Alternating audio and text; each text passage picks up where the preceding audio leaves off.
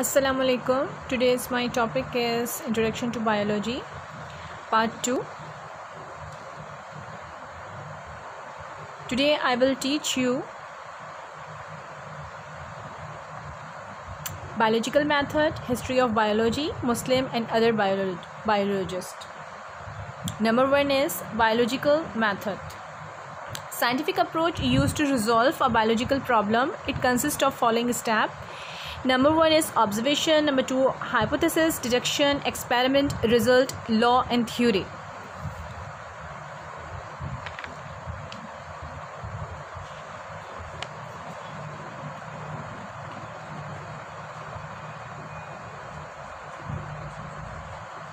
Number 1 is observation. Observation are made to collect information. Examples, take the case of malaria. ये biological investigation का पहला मरहला है. Observation इसी के ज़रिए जो है वो किया जाता है. इस तरह मालूमात इकट्ठी की जाती है. फॉर एग्ज़ाम्पल, मलेरिया के इलाज के लिए तकरीबन 1878 में एक फ्रांसीसी माहिर तिब थे. इन्होंने मलेरिया के मरीज़ों के ब्लड के कुछ सैम्पल्स का उनको स्टडी किया और इन्होंने माइक्रोस्कोप की मदद से एक ऐसी टाइनी क्रिएचर देखी, यानी एक छोटी सी मखलूक देखी जो कि मलेरिया का बायस थी, जिसे प्लाज्मोडियम कहा जाता है. Second is hypothesis, an idea or explanation that you then test through study and experimentation. In short, a theory or guess can also be called as hypothesis. Hypothesis observation से हासिल होने वाली तमाम इंफॉर्मेशंस, यानी जो बायोलॉजिस्ट जो हैं वो किसी मसले का मुमकिना हल जो है वो सोचता है और वो किसी नतीजे पर जो है वो पहुंचते हैं. यानी आपकी जो हाइपोथेसिस है वो एक डिटेल है जो कोई भी साइंटिस्ट एक बयान की सूरत में पेश करता है और सेकंड साइंटिस्ट यानी जो दूसरा साइंटिस्ट होता है वो इससे राइट या रॉन्ग साबित कर सकते हैं. Third is deduction. Logical predictions after hypothesis are made. आपकी जो डिडक्शन है यानी आपका जो हाइपोथेसिस है उसको बराह रास्त तौर पर जो है वो यूँ कह सकते हैं कि बराह रास्त नहीं जांचा जा सकता. किसी भी हाइपोथेसिस को जांचने के लिए कुछ कह सकते हैं कि डिडक्शन कायम किए जाते हैं. लिहाजा डिडक्शन यानी आपको हाइपोथेसिस की जो है वो डिटेल लॉजिकल एक्सप्लेनेशन होती है. फॉर एग्ज़ाम्पल, अगर आपका हाइपोथेसिस ये है कि मलेरिया या प्लाज्मोडियम की वजह से होता है तो इससे आपकी जो डिडक्शन होगी मलेरिया की के मरीज़ के खून में प्लाज्मोडियम होगा जबकि सेहतमंद फ़र्द के खून में प्लाज्मोडियम नहीं होता. Next heading is experiment. आपकी जो डिडक्शन है उसको जांचने के लिए डिफरेंट एक्सपेरिमेंट्स किए जाते हैं. इस मकसद के लिए 2 किस्म के एक्सपेरिमेंट्स किए जाएंगे, जैसे कि आप इसमें देख सकते हैं. This step we test each deductions practically to find out whether hypothesis is correct or not. तो इस मकसद के लिए हमें यहाँ पर हम 2 किस्म के जो ग्रुप्स बनाकर उसका एक्सपेरिमेंट किया जाता है. यानी सेहतमंद अफराद का ग्रुप यानी उसको हम कंट्रोल ग्रुप कहते हैं, जबकि जो मुतासरा लोगों का ग्रुप होता है उसको हम एक्सपेरिमेंटल ग्रुप कहते हैं.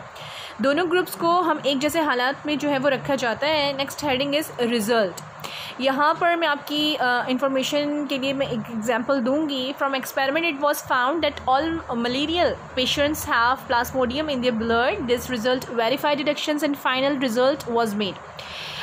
मलेरिया की वजह से जो डिस्कवर यानी जो दरियाफ्त करने के लिए दोनों ग्रुप्स यानी कंट्रोल ग्रुप हो गया और आपका एक्सपेरिमेंटल ग्रुप हो गया. 100 पेशेंट्स के ब्लड का सैंपल यानी उसका जो है वो मुआयना किया जाता है उनके ब्लड का, और इस मुआयने से बात साबित हो जाती है कि तमाम सेहतमंद अफराद के ब्लड में प्लाज्मोडियम मौजूद नहीं था, जबकि जो मलेरिया से मुतासिर पेशेंट्स होते हैं उनके ब्लड के अंदर प्लाज्मोडियम जो है वो मौजूद होता है.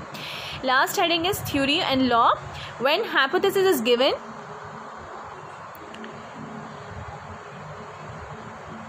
a repeated exposure to experimentation and is not falsified, it is promoted to the rank of theory. The hypothesis that stands the test of time is called theory.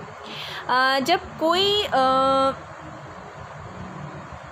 Detection बहुत सारे एक्सपेरिमेंट के बाद एक ही किस्म का जो रिज़ल्ट पेश करना स्टार्ट कर दें, पेश करें, तो वो जो आपकी थ्योरी, वो थ्योरी का दर्जा जो है वो हासिल कर लेता है। जबकि कोई भी थ्योरी मुकम्मल तौर पर जब प्रूफ हो जाए तो तमाम साइंटिस्ट के लिए वो काबिल कबूल हो जाती है और लास्ट में इसको लॉ का दर्जा जो है वो हासिल हो जाता है।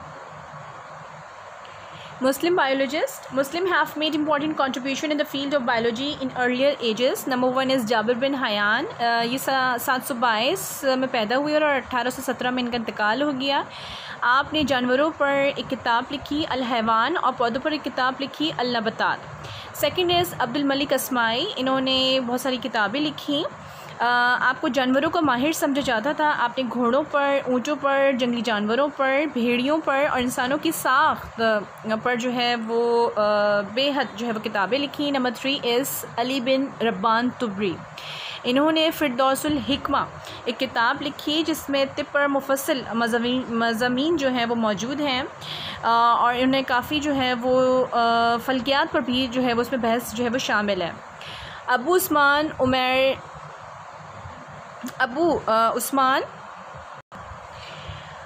उस्मान उमैर अल जाहिस। इन्होंने एक किताब लिखी जिसका नाम था अल हैवान। इस किताब में तकरीबन 350 मुख्तलिफ़ जानवरों की खुसूसियात, ख़ास तौर पर चूजियों की खुसूसियात जो है वो बयान की है। नेक्स्ट इज़ अल फ़राबी। आप मशहूर हकीम और सर्जन थे। आपने 2 मशहूर फेमस जो है वो किताबें लिखी हैं जिसमें उनका नाम है किताबुल नबतात और किताबुल हैवानात जो है वो तहरीर की थी।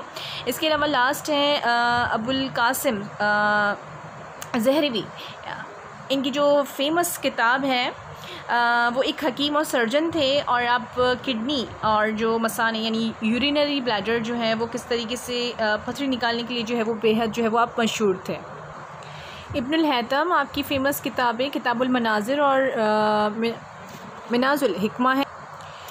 किताबुल मनाज़िर और मिज़ानुल हिकमा है। बो अली सीना, आप तिब के बानियों में से हैं और आपकी फ़ेमस किताबें अल कानून और फ़ितबुल शिफ़ा नामी किताबें तहरीर की हैं। आपकी तिबी महारत को मशरिकी और मगरिबी दोनों माहिरीन तस्लीम करते हैं। Ibnul Nafis, process of blood circulation human body के अंदर जो होता है वो आपने इस प्रोसेस को बयान किया था। नेक्स्ट इस कमालुद्दीन अल दमीरी। इन्होंने जो है वो हयातुल हैवान फेमस किताब जो है वो इनकी है और इस हयातुल हैवान में 1000 इक़साम के जानवरों की खुसूसियात भी जो है वो तहरीर की गई हैं। अली बिन ईसा, आप एक आई स्पेशलिस्ट थे। आपने तकरीबन आँख की 130 यानी स्ट्रक्चर्स, फंक्शंस, उनकी जो आँखों की बीमारियां हैं उसकी बीमारियों पर जो है वो काम किया और आपने एक आँखों की बीमारियों पर जो है वो किताब भी लिखी थी और उस पर बहस भी की थी। इसके अलावा सबसे लास्ट है हमारे अबू कासिम मजरिती।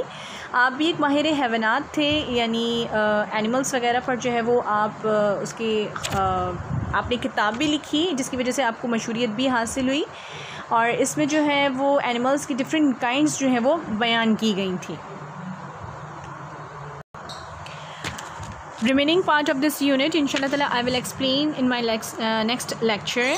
अल्लाह हाफ़िज़।